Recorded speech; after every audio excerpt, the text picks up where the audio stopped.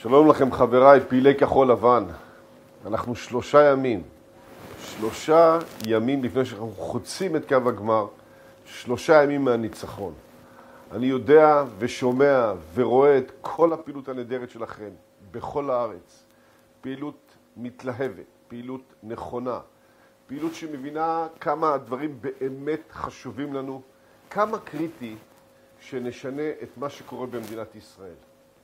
ולא פחות משזה קריטי שנשנה כאן, זה ממש אפשרי. מטר מהניצחון, ככה אנחנו אומרים עכשיו, מטר מהניצחון.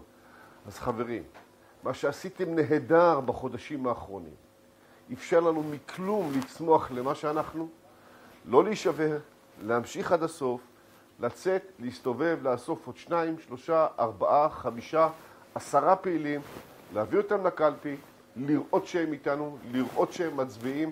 אנחנו הולכים לנצח ואתם הולכים לעשות את זה. אז קדימה עד הסוף, מטר מהניצחון, קוצים את קו הגמר ומשנים לטובה את מה שקורה פה במדינה. אני אוהב אתכם.